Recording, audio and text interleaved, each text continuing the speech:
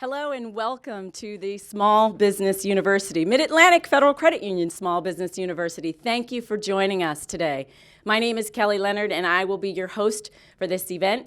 None of this would be possible if it weren't for the generous contribution of our friends and our community credit union, Mid-Atlantic Federal Credit Union. So please help me welcome Mr. Andrew Russell, the CEO and President of Mid-Atlantic Federal Credit Union.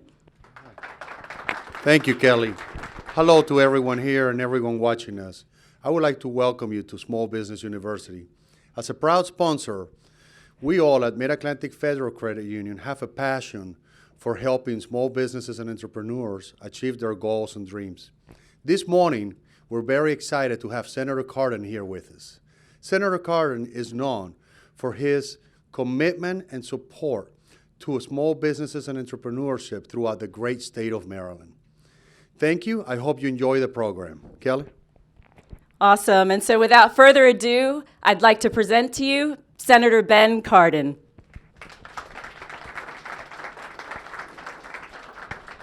Kelly, thank you very much. It really is a pleasure for me to be here at Small Business University. That's great. And thank you very much for your sponsorship, and we very much appreciate this. Let me just share with you how honored I am to represent you in the United States Senate with Senator Mikulski, your congressional team of Chris Van Hollen, John Sarbanes, and John Delaney. All of us are very much interested in small business. So let me just tell you a little bit about my history in the United States Senate. I was elected in 2006, started 2007, and I lobbied to get on several committees. I wanted to be on the Senate Foreign Relations Committee, and today I'm the senior Democrat on that committee because of my interest in foreign policy and human rights, and to try to take U.S. values of good governance and to try to spread that globally, because I think it's in the United States security interests. And I lobbied to get on the Senate Finance Committee that has our tax code and our health code, and later today there will be a hearing of the Senate Finance Committee on the Affordable Care Act. I wanted to be part of that debate. And I lobbied to get on the Environment and Public Works Committee that deals with the Chesapeake Bay, that deals with our infrastructure because of the importance to our state. But one of the committees I lobbied to get on, it was not a lot of competition, I want to let you know that. But I asked the majority leader that I wanted to serve on this committee, and I have since my first day in the United States Senate. And that's the Small Business and Entrepreneurship Committee. I wanted to serve on that committee because I understood how important small businesses were to the economy of our nation. But I also understood how important it was to Maryland. People look at Maryland and say, oh, you got these big companies. Well, how do you think these big companies became big companies?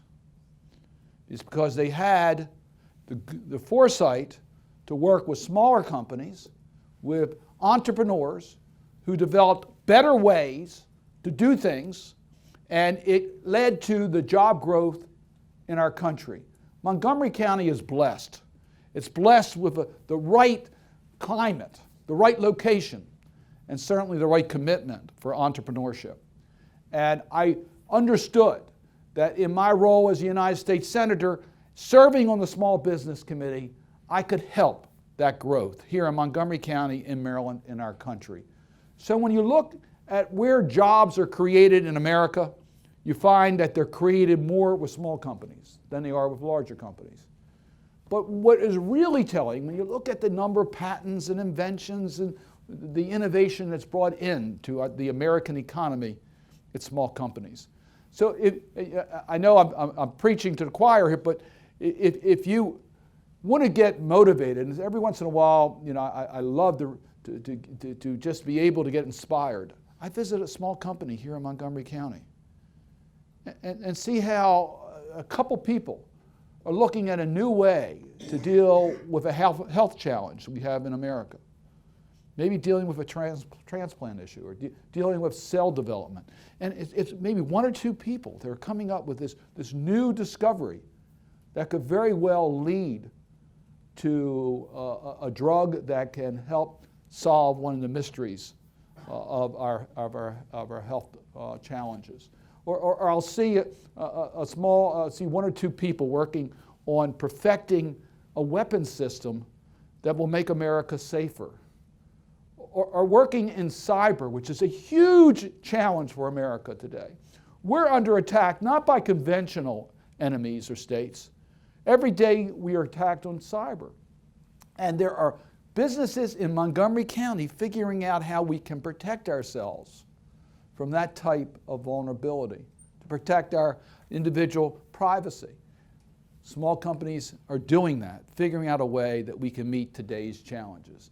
And that is what is so exciting about the small business opportunities that we have. So I thank you for putting a spotlight on this so that people understand just how important small businesses are to not only Montgomery County, but our nation. I can give you the numbers of, I think, 118,000 small businesses in Montgomery County. By the way, over 50,000 are minority owned. Equal number, a little bit less, are women owned. So we have a commitment in number and in diversity, which is critically important when it comes to opportunity in America. I could also talk about the workforce here. We have one of the most highly skilled workforces in any state in the nation. And I could talk about our location, which is critically important. 50 federal agencies located. I'm going to come back to that. 50 federal agencies located in the state of Maryland. Now, you know some of the big ones. Dr. May was in my office yesterday from NIST talking about new opportunities. We're going to have a major ribbon cutting on the Center of Excellence that is going to be, which is a cooperation of NIST and the state of Maryland and Montgomery County coming up later next month. So that's one agency. I could talk about NIH and the incredible work that's being done at NIH or FDA or both HHS. There's so many federal agencies that are located in Montgomery County and in the state of Maryland. 12 military installations located in the state of Maryland. Great academic centers. You know about Johns Hopkins, University of Maryland, but also Johns Hopkins Applied Physics Lab down the road here. These are engines of opportunity and growth for America and for Montgomery County and for small businesses and for people who have the talent, had the vision, have the entrepreneurship to say, look, I can tackle that problem. Just give me the opportunity to do it. Now, how do you get the opportunity to do it? It's not easy. It's not easy to put together a business plan and the capital and to be able to break through the bureaucracies of the commercial world. And that's why we have the Small Business Administration. And I want to talk about that, the SBA. I believe they're participating today. The SBA, I'm a proud advocate for the SBA. I offered one of the first bills I offered when I came to the United States Senate was to increase the size of the SBA. It was the last 2 years of the Bush administration, and I felt that the SBA was not getting the type of resources and attention that it needed. And I helped increase the budget for the SBA and to increase the size of its program. So let me just talk about several areas here, and then we'll open it up for your questions as to what we can do to help. One is the SBA is there to help you with capital, with money. Because one of the major problems for small companies is how do I get the capital to start my business or to be able to run my business? And you see, when you go to a banker, yes, they want to help you. But if you don't have an established relationship, it's difficult to get a bank to be willing to be your partner. And with the closer scrutinies of the bank examiners, they're even more reluctant to help you. But the SBA have loan guarantee programs that make it easy for banks to participate because the risk factor is really with the SBA, with the government, not with the bank. And that allows you not only to get access to capital, but allows you to get it at much lower rates. And then to make it even easier, Congress said, look, we want to help small businesses for loans under a certain amount. There's really no additional costs associated with getting the loan guarantee through the SBA. It's a commercial bank guaranteed by the federal government. And they're all different types of loans, the 7A loans, the 504 loans, the micro loans, depending on whether we're talking about working capital, we're talking about physical, or we're talking about risk capital. And working with the SBA and your business plan, there are opportunities for money. So you can get started and you can move along the way. Very important part. But the SBA also acts as the advocate to make sure we live up to the federal government's commitment on procurement to help small companies. Now, what do I mean by that? The federal government spends a lot of money every year. About $400 billion every year we spend in contracts. That's a lot of money. Maryland is the second largest recipient of federal contracts per capita in the country, and the fourth largest in absolute dollar value for federal contracts. So the federal government's a huge part of our economy. So if you're going to start a business, working with the federal government is an incredibly valuable opportunity for work. And the federal government issues contracts from everything that is very high-tech to service industries to, and there's a commitment by the federal government to work with the community. Now, 23% of that contracts are required by law to go to small businesses. In Montgomery County, the total amount of contracts is about $11 billion a year. 11B, it's a B with $1 billion a year, comes into Montgomery County from the federal government every year. And you can do the math as to how much of that's going to be for small businesses, and you know this is a huge source of funds. There's also, I should have mentioned on the loan program, the SBIR program, I don't want to leave that out, which is for high-tech firms. That's particularly important because the giants in the high-tech field are very dependent upon particularly NIH but other agencies for their grant funds, but we make sure some of that gets to the smaller companies, which is critically important. And without that, it would be difficult to see the smaller companies getting their fair share. So the SBA advocates for you, small companies, to make sure that the Department of Defense, that the Department of Health, that the IRS, that every agency in their procurement meets their 23% goal. And I've been working Maria Contreras-Sweet, the administrator of the Small Business Administration, and we've had several announcements. And the Obama administration is doing a good job of meeting those numbers. So we're getting pretty close to them. And that's really the good news out there. So let me talk about one other issue that is important that we need to deal with. I'm a big believer that the federal government has a responsibility for the public health and the safety and the security of Americans. That's why we have regulations and laws. Now, if you are a big company, you can have people on your staff that can figure this all out. But if you're a one-person operation, to try to figure out all those regulations can be very, very difficult. I would suggest that our tax code is not really fair to anyone, including big businesses. But if you're a small company trying to struggle with our tax code, you need particular attention. So we develop special programs to help small companies deal with the regulatory environment and the tax code. And we're particularly sensitive for your input as to how we can make the tax code better for small companies. Most small companies use the individual tax rate. So it's not the C corporation rate, it's the individual rates.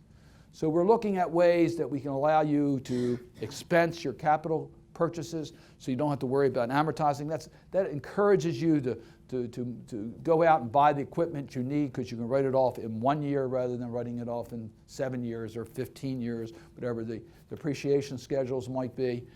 We also have the special rules in the tax code on a lot of the reporting requirements for small business, and we can always improve that.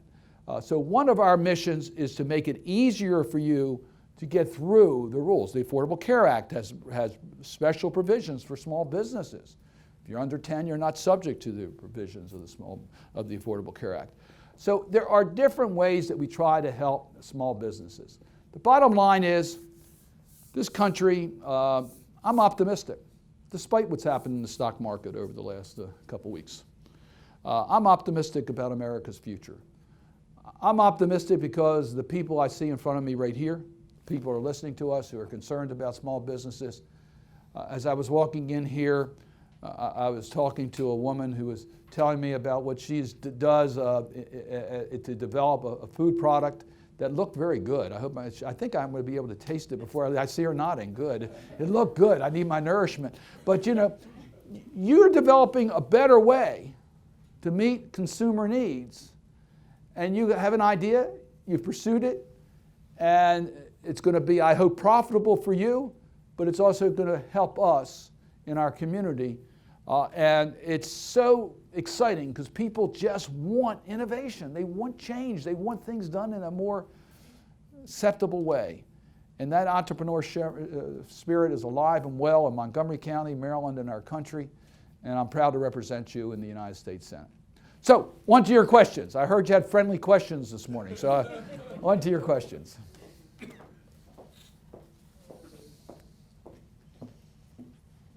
I thank you, Honorable Cardin. But my concern, I came today, I was pressed to come, because I'm here to represent that struggling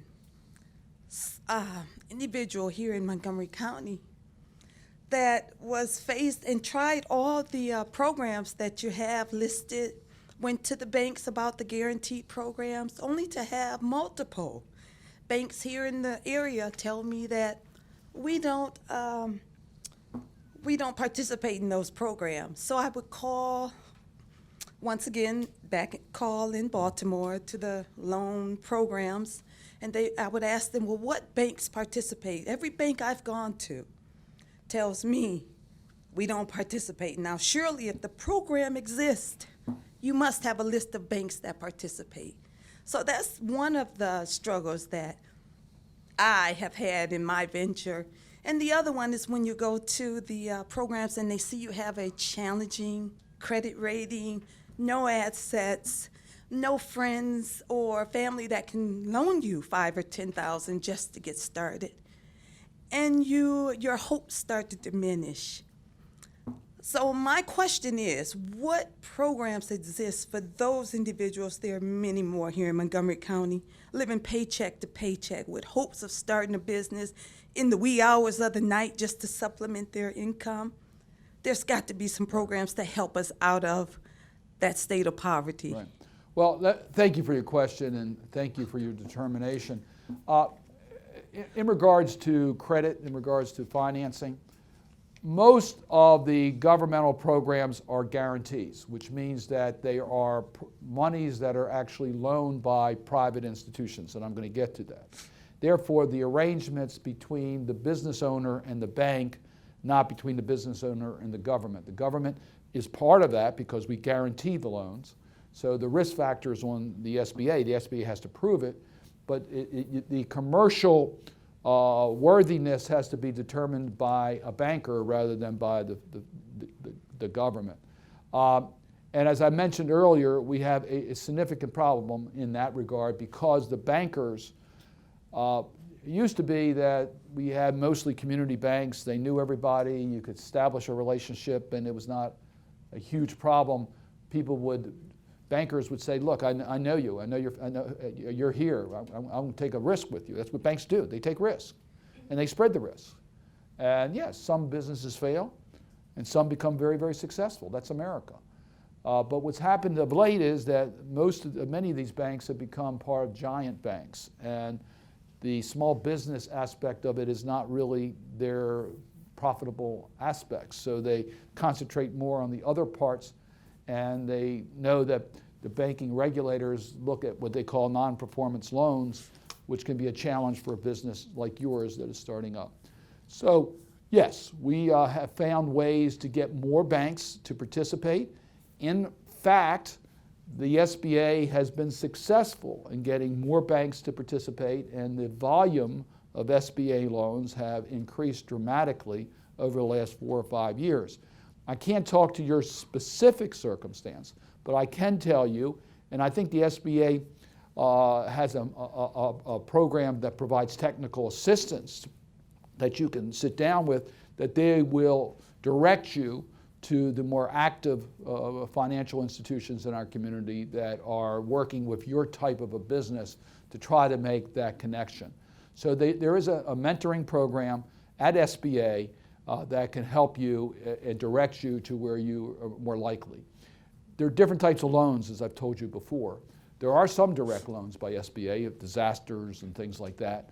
And there's also, for veterans in Montgomery County, a very, not just, it's supported by Montgomery County. It's actually a national program. The SBA now is participating in it, known as the VIP program, that helps veterans in giving them support for entrepreneurship and ownership of businesses. So there are resources available. What I urge you to do is to talk to, and if you need help from our office, let us know, to someone at SBA that can sit down with you and sort of direct you, depending on your kind of business, what is the best sources for you to go to. They may also help you develop your business plan before you go to the bank so that the business plan meets what the bankers are going to want to see in your plan.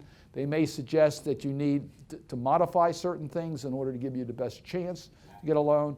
But I can tell you we've had a lot of success in getting businesses the connections with banks. I thank you, and I failed to identify myself. I'm sorry. My name is Valerie Ross. My business is Boss Foods, LLC. We provide gourmet popcorn and desserts to Lido Pizza in Montgomery Village, Cameron Seafood in Rockville, and soon Whole Foods. I thank you, thank you, Best thank to you. Thank you. Hi, Senator Cardin. Is this working? It's nice to meet you. I've met you many years ago. I'm a big fan of yours. My name is Neil Keller. I worked in the federal government for 31 years. I've been trying to, I recently retired, and I wrote to you, and you signed some things for me, autographs, and you wrote me a letter, and you That said, photograph looks like an old photograph, though. oh, it is. It's 10 years old. And Okay. You had said to me, if I ever need any help, please contact you. Oh. Well, I retired from the government. I've applied for many jobs, small business. I'm a CPA looking for jobs in Montgomery, Howard, or Frederick, and it's been really hard. I've gone to some state government offices in Laurel, Maryland for help, and they think it's because I'm almost 56 years old. I mean, how does a Young person... guy. I don't know. How do people get a job at my age when everyone looks at, like, you're looking for people like 30 years old? Oh, no, I don't think that's, I mean, first of all, there is an advantage to having the experience that you have, particularly working with the government. All that is a plus. I don't think, look, we all come to a job search with strengths and with hurdles we have to overcome. I think at 56, there's not a huge hurdle. I think that's today a relatively young age, in all due respect. Thank you. I really believe that. But I do believe that you need to market yourself.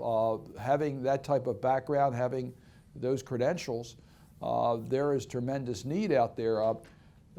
In a way, our tax system has helped the CPAs of the world because we've made things so complicated, and the challenges are there. So I think there is opportunity, and you know, a congressional office can help you to a certain degree. We can try again to point you in the right direction. So, you know, I think our offices will be glad to give you, particularly as it relates to government service, where it's best to take a look. We have what you know as a merit system, which means members of Congress do not intercede in direct decisions on hiring by federal agencies. That's done in a nonpartisan, competitive way, so our offices do not get directly involved, but we can certainly help you as a resource as to what agencies might be the best if you're looking at federal agencies. Oh, I'm not looking to work. I'm looking more to be like a federal contractor, and this seems Okay. like all the jobs. Oh, that we can help you with. That's where the SBA can come in. Right, that's why my friend Stephanie Stephanie told me to come here. There's a website that can show you what's available, but the SBA can also help you, direct you to where the federal contracts are, and the 23% set aside can help you in that regard. I know, it's the last thing, because it just sounds like when you said 23%, sounds like 99% of the federal contracting jobs are in D.C. No, not at all. The 23% is around the country, and it's fairly shared. As I said, Maryland gets the fourth largest amount of federal contracts are in our state. I don't know how that breaks down by county. I do have it, but I don't have it at my fingertips. There's a huge amount here in Montgomery County. I said $11 billion altogether in federal contracts. Approximately 23% of that would be with small companies. So you can see there's a huge demand. Now, some of the small business work, including what you might be interested in as subcontractors, not as prime contractors. Two things we've looked at. We want to get more prime contracts to small businesses so that you're not dependent upon a large company and then they sometimes hire you and fire you before you even know it as a subcontractor in order to get the job. So we want more prime contracts. So I authored legislation that prevents what's known as bundling, where an agency puts a lot of contracts into one big contract, which makes it impossible for a small company or an individual to be able to bid on it, to require that to be in smaller, concise areas, so therefore you can get direct contracts with the federal government without having to work as a subcontractor for a larger company. Okay, thank you for coming out here. Thank you.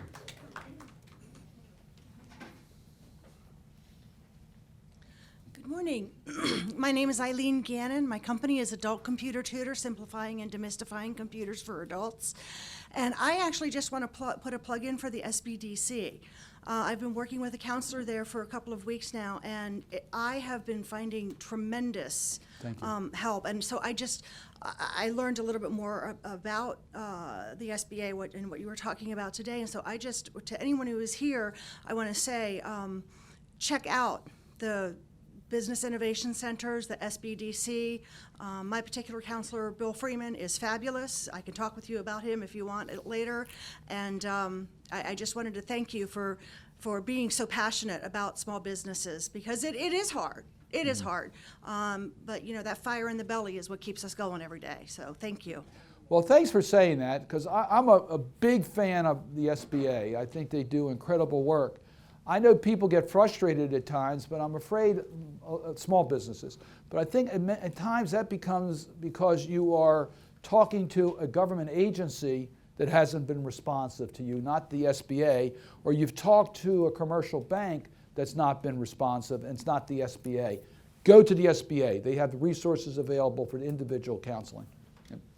Hi, thank you, Senator. My name is Brenda Stevens, and I'm a nurse practitioner. And I want to thank you for the efforts that you put into the Affordable Health Care Act, because I see firsthand people who have not had insurances for years and years and years coming into my practice, and they need it, and I'm thankful for all the efforts that went into passing that act.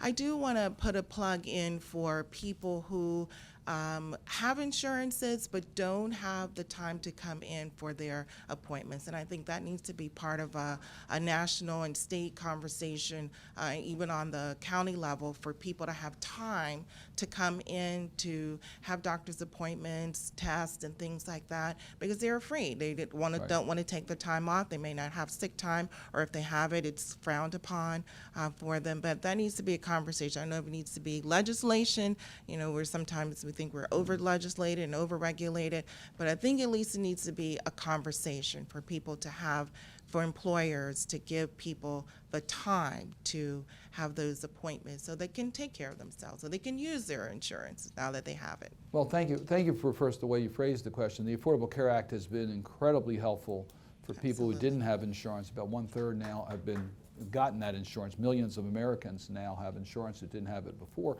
It's not only affordable, it's quality. You know, no caps, no pre-existing conditions, those types of things, which allow them to have real coverage. It covers preventive health care, so the services you're talking about are covered. Most are $1 coverage, so there's no deductibles. But you do raise, and by the way, the Affordable Care Act was really designed for small individuals and small businesses, because you were discriminated against horribly in the insurance marketplace.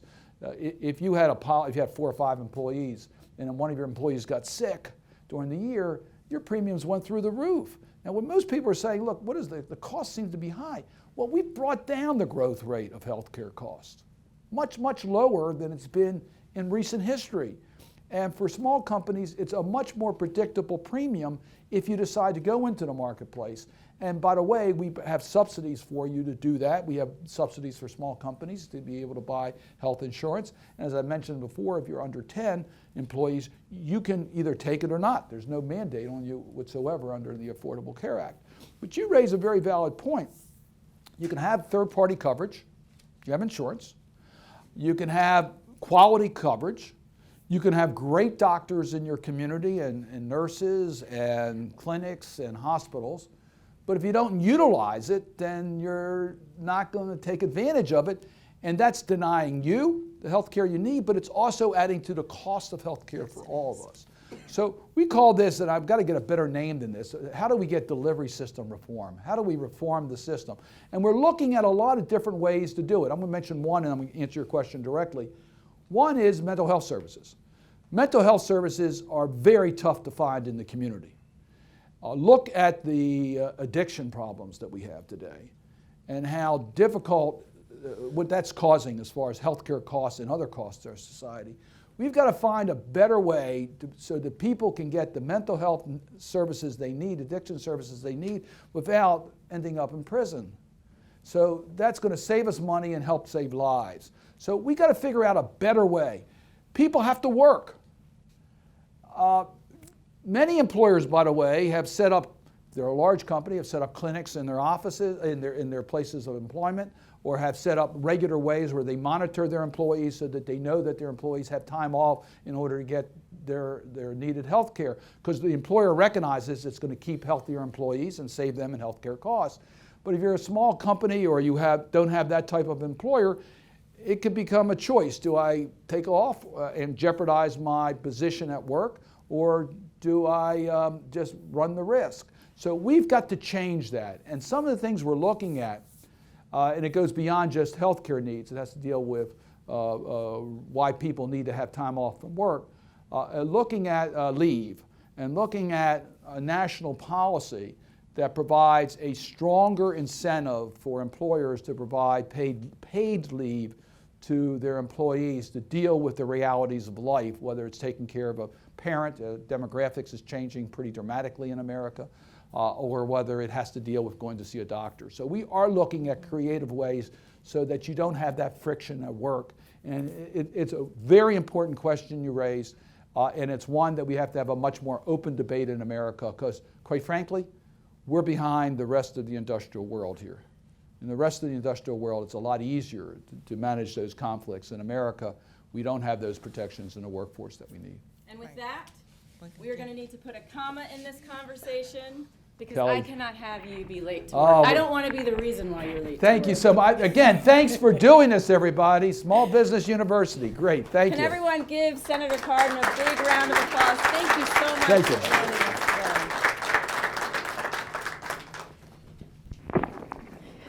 So hopefully you all learned some new things. I definitely want to encourage those of you that are in the room where maybe you've had some challenges in growing your business. Be encouraged. It's because of events like this that we're here to bring you the resources that you need in order to grow your business, to expand your business, and or to even start your business. So certainly make sure, if you haven't already, that you've met at least 5 to 10 people in the room. Make sure you meet Judy Stevenson, particularly if you're a new business or if you're looking for resources here in the county to help you with your company. But I definitely want to thank those of you that were on the live stream joining us. Be sure to join us again next month in February. I believe our date is the 18th, where we will get information about equity financing, so ways to leverage crowdsourcing and crowdfunding, peer-to-peer lending, things like that in order to get the financing that we need to grow our business. So again, with that, my name is Kelly Leonard. I want to thank you all for joining. Thank you to Montgomery Community Media. Thank you to Mid-Atlantic Federal Credit Union. I wish you all the best of luck, and I look forward to seeing you again next month. Thank you.